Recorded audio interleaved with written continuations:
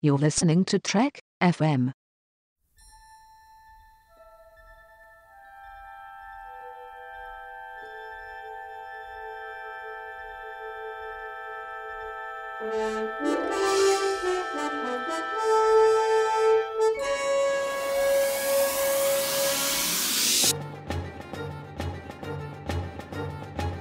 Hello everyone, and welcome to From There to Here, Trek FM's celebration of 50 years of Star Trek. That is a lot of Star Trek. In fact, over 700 plus episodes and movies. Joining me tonight is Zach Moore. Zach, how are you doing? I'm doing great, Dan. I'm doing great. That's I was gonna try and think of some clever way to tie it into the episodes we're talking about, but let's just jump right. Jump right in, because you know what? I actually have a feeling we have quite a bit to talk about here. We're going to be covering two episodes of TNG here. We're going to be covering the Pegasus and Homeward. But let's start with the Pegasus. When Riker's first commanding officer comes aboard to aid in the search for the vessel they served on, he is forced to rethink the actions that he took at that time. The synopsis isn't really that exciting, but the episode kind of is. What do you think, Zach? This is a great episode. You know, I've often said that Riker kind of disappears as a character after season 4. You know, best of both worlds, he kind of plateaus, right? He becomes captain of the Enterprise for a while. And then after that, you know, he gets demoted back down to commander, and he gets maybe 1 or 2 episodes a season. And every now and then he gets a great episode. He gets a frame of mind. He gets the Pegasus, right? And it reminds you of why Riker still is a great character. And there's a lot to be mined there if the writers choose to do so. And then we have a great guest star in Terry O'Quinn, right, as a Badmiral. And it's just a great episode here. And I was really happy that there's an extended version of this episode that came out in 2005. You know what? Let me talk about how I feel about this episode, then we'll talk about that. Of course, this episode is so good from start to finish, from front to end. We have to mention right up front, because it's the cold open, is Captain Picard Day. It's not an episode that you kind of remember for this light, silly, fun opening, but that's what it is. This is Captain Picard Day's opening, and it's cool because Captain Picard Day obviously Picard hates it, and it's Riker jabbing Picard, and that's one of my favorite relationships on all of any Star Trek. I love, of course, you know, famously in Captain's Holiday with the Horgon, like that stuff is great. I love when kind of Riker gets under Picard's skin, and only Riker can. And that's kind of, this episode is an exploration of Riker's past. It's also an exploration of Riker and Picard's relationship, and it's so good. And I don't have anything bad to say about this episode. Of course, it ties into the TNG mythology with the Romulans and all of this stuff and the cloaking, but it's just, I mean, it's good from start to finish. You're spot on about Picard and Riker, because we don't get a lot of like raw emotion scenes between the two of them. I mean, we get the funny stuff at the beginning. Captain Picard Day is great. Jonathan Frakes gets to showcase his Patrick Stewart impression. Yep. I'll be on the bridge. Number one. But then we get that scene later in Picard's quarters between Riker and Picard, and it reminded me a lot of the Wesley Picard scene from the first Duty. Yes. You know, it had that same raw emotion going on with two characters who were just, you know that they care about each other and they're close, but there's dishonesty going on there. And Picard, you know, your first duty is to the truth, right? So he's really ripping into Riker. He's like, I'm not asking the Admiral Will, I'm asking you. Which is then he goes to the holodeck to decide if he should tell Picard the truth or not. Okay, let's talk about it. Let us talk about... I'm not going to let that go. No, obviously not. Let's talk about these are the voyages. Go ahead. You keep bringing it up. You start. You know, the irony is I've never seen These Are the Voyages. Oh, okay. But it's infamous in fandom.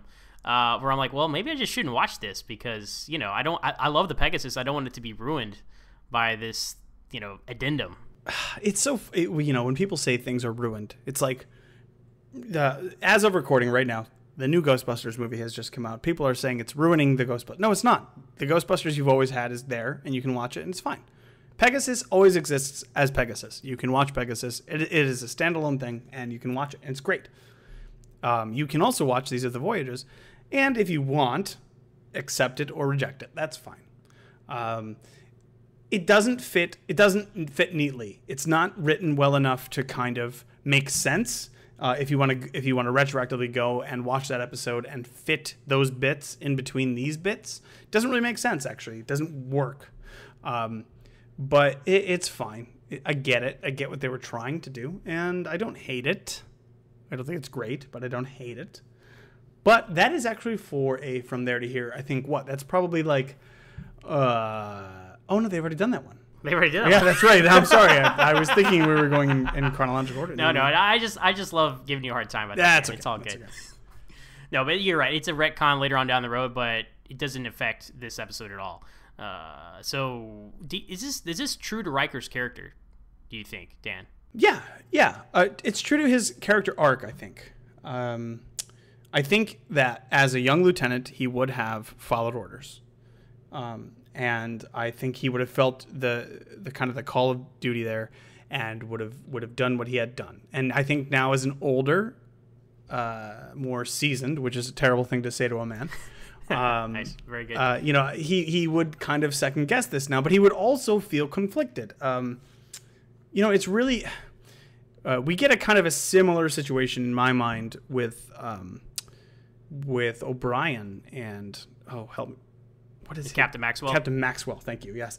I always kind of think of those two situations as the same, like where we get to meet a prior commanding officer, and it's like, if these characters can grow this close in this amount of time, in 5 years, in 6 years, in 7 years, then of course they would have that same level of loyalty. Riker has this level of loyalty to Picard, but he also has this level of loyalty to, I was going to say Maxwell again, but that's not right. Pressman. To Pressman, thank you. I like that. I like that conflicting thing. It's like, well, here's the guy that I used to work with, that I really respect, and that we went through all these life and death things, and then here's the guy I work with now, who I also respect above all things, and that So where do you draw that line? And it's kind of easy to draw that line in this episode, I feel like, but I can understand why he hesitates for so long. And he's also incriminating himself. Well, that's true. So. That is true. There is that factor. Yeah, but it's cool. It's cool. It's good stuff to see. Like maybe in the hey, in the future, in a possible alternate future, Riker could also maybe find himself with a senile Picard, and he has to make a decision of whether or not he should follow him against the orders of his current superiors. All good things. So it's like you. This situation kind of plays itself out in a lot of ways. So I do think it's very, very in character for Riker. All right. And, and to see the two philosophies between like Pressman and Picard, where they're, in Picard's quarters talking about Riker. We hear Picard's story of how he picked Riker to be his first officer. Now, I remember back in the day, I don't know when you guys did this, but I'm sure it was an episode of Earl Grey. You guys were joking about the way Picard picked Riker to be his first officer, and I thought it was the funniest thing. Because it's like he just picks him like off a list, like he never doesn't even meet him, and then somebody, I don't know who it was, but somebody made a crack about like Vigo not being available from the Stargazer. I thought that was the funniest thing. Vigo, is that you? Vigo! But it's just interesting that Picard would pick his executive officer without even having met him before. Mm-hmm. But he talks about how he sees and it's a good bit of continuity calling back to Encounter at Farpoint, where he didn't let Captain DeSoto, I believe, beam down to a planet because it was against policy. Of course, Patrick Stewart's demands as an actor trumped that in later seasons of Next Generation. But he was beaming down all kinds of away missions. But yeah, as we alluded to earlier, Terry O'Quinn is a great guest star. He can really hold his own with Patrick Stewart. Did you think Admiral Pressman was part of Section 31? Not until you just mentioned it. I've never actually considered that. Section 31 obviously not established up to this point. Yeah, I could totally see that. That would be cool. That would be that's a retcon I'd like to see. Yeah, totally. That would be a retcon that would totally work for me. Yeah, I can see why that would make sense. And in fact, I would think that, honestly, I think that Section 31 would have had a working cloaking device well before this, but, who knows? I guess the question would then be, would Riker have been aware of it?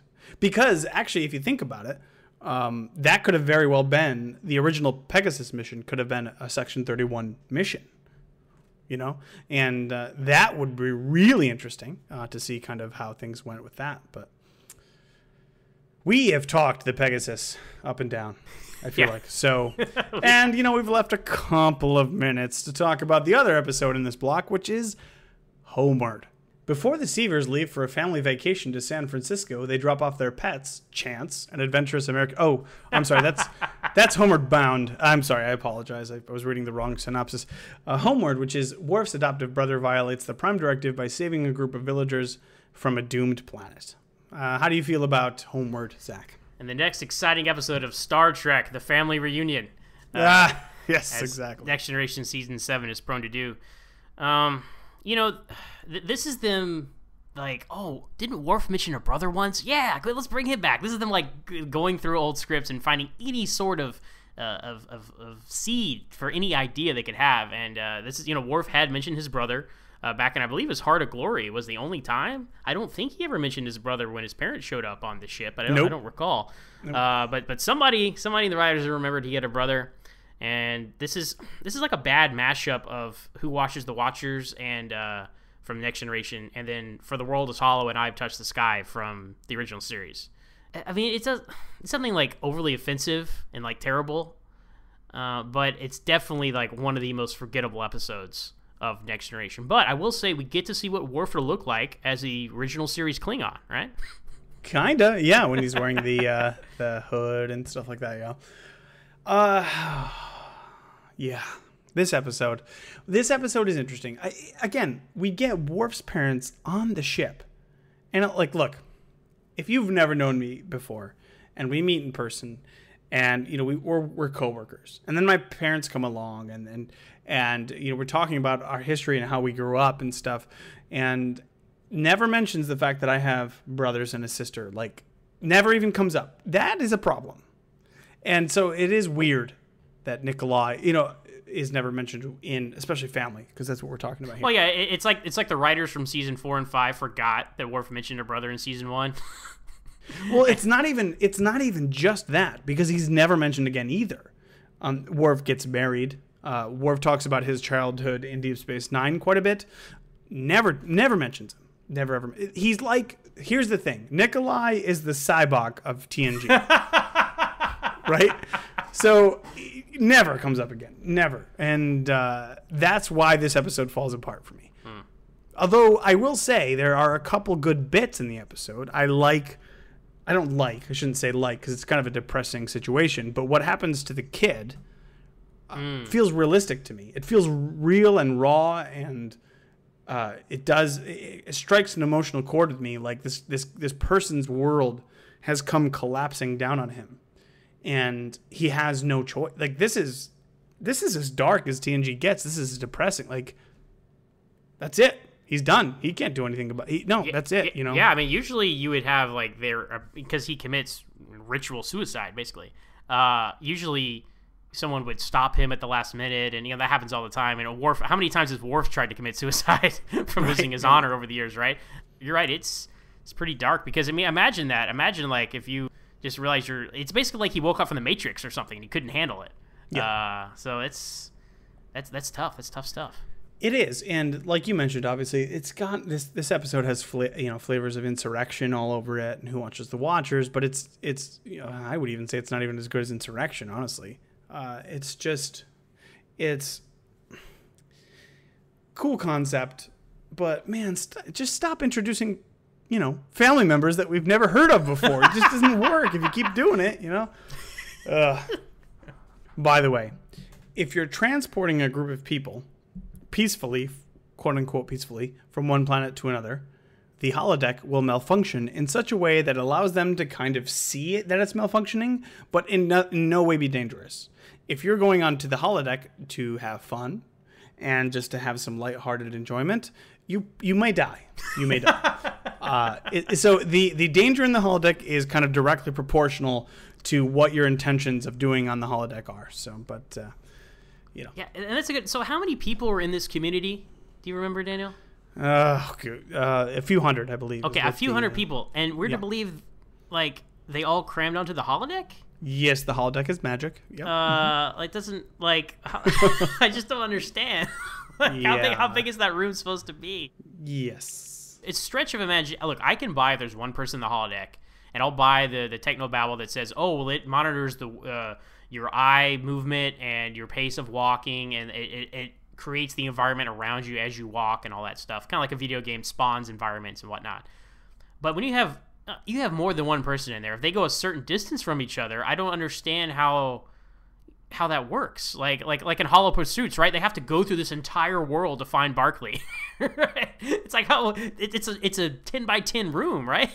Well, I can buy that. I can even buy that. I can buy that the computer is sophisticated enough at that point to separate, maybe put some sort of artificial wall between them so they can't see. Some kind of illusion. Here. Okay, all right. Yes. Okay. But if there are a few hundred people in that tiny room, as soon as you go to shake someone's hand or do a jumping jack or whatever, you're going to hit somebody else. There's just not enough space in that physical room.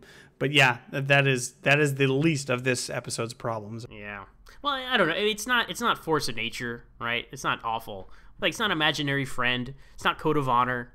It's Homeward. It's there. It exists. It's harmless. Wow, I cannot believe you just compared imaginary friend to Code of Honor. That's interesting. You like Imaginary Friend? I wouldn't say I like that episode, but I would certainly not put it on the same level as... Anyways, That is for another From There to Here. But, if people are interested in what you have to say about Imaginary Friend, since we're not covering it in here, Zach, how would they get a hold of you? You can find me on Twitter at MooreOnZach. That's MooreOnZach. And you can also find me at Always Smallville on Twitter. That's the Twitter for my podcast, Always Hold On to Smallville, which is about the Young Superman series from the early 2000s, which you were gracious enough to be my guest recently on, Daniel. And it was a ton of fun, and everybody should listen. And everybody should watch Smallville, because you know what? Like a lot of Star Trek, it has its issues, but it's a great show. So good. Anyways, they can find me as well on Earl Grey here, talking TNG on Trek FM every week, with my co-hosts Darren and Philip, and they can find me personally at OneUpDan. That's the number one, not the word. Now, listeners, we are done with our block, but, and you'll be excited for this, you get to listen to two very new people who actually I don't know off the top of my head. They're going to talk about the Armageddon game and Sub Rosa tomorrow. So good luck to you, listeners, and good luck to you From There to Here talkers, because it'll be really interesting to see how that goes. Anyways, we'll catch you next time. Bye-bye.